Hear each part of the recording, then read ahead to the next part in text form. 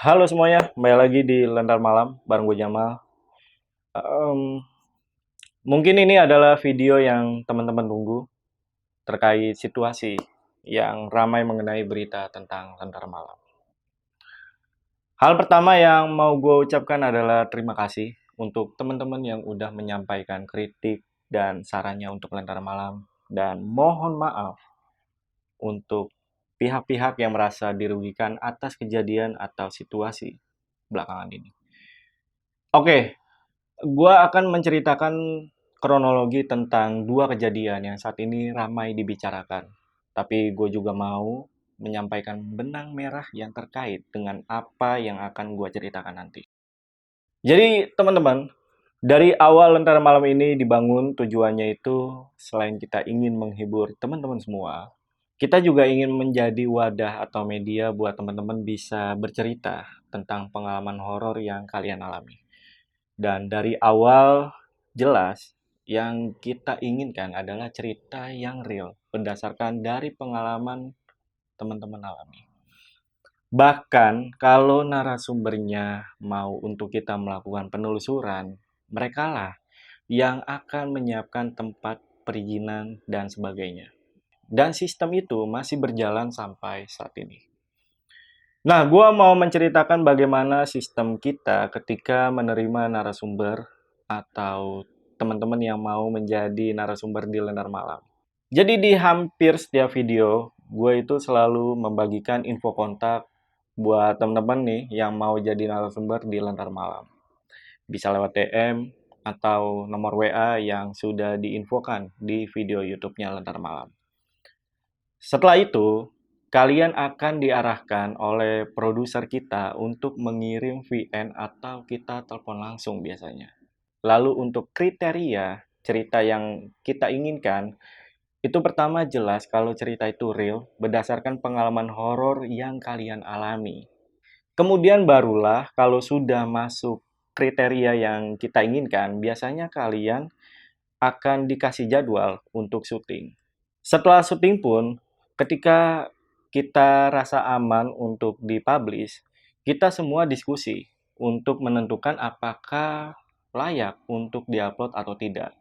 Karena memang walaupun kita sudah syuting, itu tetap kita kurasi setelahnya. Dan gak sedikit juga yang tidak kita upload walau sudah syuting. Karena kita memang berusaha untuk menyajikan video yang terbaik untuk pasukan Lentera Malam. Dan mungkin gua akan membuka sedikit dapur kita sebagai bukti kalau kita juga sudah berusaha untuk mengkurasi video yang akan ditayangkan. Nah, mungkin ini adalah bukti eh, daftar-daftar narasumber yang tidak bisa kita upload, seperti yang gua jelaskan tadi ya. Ini ada beberapa bukti dan lumayan cukup banyak guys. Dan begitu pula dengan narasumber masinis gadungan yang sampai saat ini masih ramai dibicarakan. Ya, awalnya dia mendaftar diri untuk menjadi bintang tamu di Lentera Malam. Dia kasih VN ke produser kita, lalu dia bilang dia mau memakai seragam masinis saat syuting nanti. Nah, dari produser kita udah mewanti-wanti saat itu. Kita juga udah beberapa kali make sure soal dia mau pakai seragam saat syuting. Tapi narasumbernya ini tetap bersikeras pada saat itu untuk memakai seragam. Singkat cerita, masinis gadungan ini itu datang dan syuting dengan memakai seragam KAI sampai syuting selesai. Nah, disinilah kesalahan dari kita dan gua pun mengakui kalau kita itu salah. Kemudian kita diskusi apakah videonya layak untuk ditayangkan atau tidak. Di sini kita mengambil keputusan untuk videonya kita tayangkan hingga terjadilah situasi seperti sekarang. Tapi kita udah men-take down video itu karena kita udah sadar jika narsum tersebut adalah penipu dan kita nggak mau ada penonton juga yang tertipu sama narasumber ini dalam hal negatif. Contohnya, narsum tersebut memanfaatkan ketenarannya untuk modus ke pasukan Lentera Malam atau penonton. Dan itu terbukti dengan narasumbernya ini sudah diamankan oleh pihak KAI. Bahkan kita juga sempat dihubungi oleh humas dari KAI dan kita sudah menjelaskan informasi yang mereka butuhkan dengan kooperatif. Jadi di sini kita mau mengucapkan terima kasih dan permohonan maaf kepada pihak KAI. Dan untuk masalah kasus masinis gadungan, seperti itulah kronologi di balik layarnya. Tapi di sini gue mau menekankan sekali lagi ke teman-teman, kalau kita hanya menjadi wadah atau media untuk teman-teman yang mau berbagi cerita tentang pengalaman horor kalian. Begitu pula dengan teman-teman yang mau mengajak Lentar Malam untuk penelusuran. Ya, di situ teman-teman juga yang akan menyiapkan izin, tempat, dan sebagainya seperti yang gue sampaikan di awal. Karena jujur guys, kita memang terbatas dengan tenaga kerja atau SDM. Dan ini berkaitan sama kronologi yang mau gue ceritakan juga. Oke, kronologinya itu berawal dari akun Twitter atau X yang menghubungi Lentera Malam lalu menawarkan dirinya untuk menjadi narasumber dan menceritakan sosok urban legend yang ada di sebuah desa yang ada di Semarang. Kemudian produser kita itu setuju untuk mengundang pemilik akun tersebut untuk menjadi narasumber. Nah, di hari hanya, ternyata yang datang bukanlah pemilik akun Twitter tersebut, melainkan rekannya. Dan orang inilah yang menjadi narasumber yang ada di video yang sudah kita tayangkan. Nah, saat syuting, narasumbernya ini tiba-tiba ngajak kita untuk melakukan penelusuran dengan catatan kalau di video itu bisa mencapai 10.000 komen.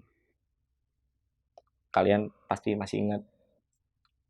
Di situ jujur gue gak nyangka kalau dalam 3 hari setelah video ini tayang sudah mencapai 10.000 komen. Nah, akhirnya gue pun menanyakan tentang rencana penelusuran ke pemilik akun Twitter yang menulis kisah ini. Hingga akhirnya setelah diskusi, kita dikasih akomodasi untuk ke Semarang dan dia juga bilang akan ada rekannya yang sudah menyiapkan tempat untuk kita penelusuran dan menjadi tour guide di sana. Singkat cerita, sampailah kita di Semarang dan yang menjadi tour guide di sana adalah narasumber yang sama yang sudah kita tayangkan di video beserta 2 temannya. Lalu kita di-brief oleh narasumber tersebut bahwa nanti untuk lokasi syuting, saksi tambahan itu sudah disiapkan sama mereka. Dan saat itu kita sepakat untuk mengikuti semua arahan dari narasumber tersebut. Karena memang saat itu kita cuma membawa tim yang terbatas. Dan akhirnya besoknya kita berangkat penelusuran dan gua beserta tim Lentera Malam pun manut mengikuti arahan narasumber dan juga timnya.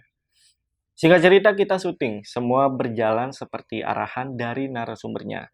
Lokasi, saksi tambahan, semua dari narasumbernya yang siapkan. Untuk identitas saksi tambahannya tidak diungkap pun, itu request dari mereka guys. Nah, memang itu kesalahan kita. Karena jujur memang saat itu kita terbatas dengan SDM sehingga kita lalai untuk cross-check dan riset lebih dalam lagi. Tapi gue akui karena itu kesalahan kita dan kita minta maaf atas hal itu. Nah, terkait permohonan maaf dari kami, kita juga sudah menghubungi konten kreator yang sudah membedah masalah ini. Dan niat kita mau minta maaf ke warga desa di sana yang merasa dirugikan dan kita mau menjelaskan kalau kita hanya sebagai wadah dan media untuk teman-teman bercerita di Lentar Malam. Tapi dari sini kita belajar banyak hal untuk memperbaiki kinerja kita ke depannya. Dan semoga kejadian ini tidak terulang lagi. Dan terakhir sebagai penutup, sekali lagi gua dan tim Lentera Malam meminta maaf untuk pihak KAI dan juga desa yang terkait dengan kejadian ini dan dirugikan. Kita minta maaf sebesar-besarnya. Dan terima kasih juga untuk pasukan Lentera Malam yang sampai saat ini masih kritik dan juga ngasih saran ke kita. Dan tentunya ini akan menjadi pelajaran yang sangat-sangat berharga untuk gua dan juga tim Lentera Malam. Gua rasa cukup sampai sini aja. Gua Jamal dari Lentera Malam izin pamit. Bye.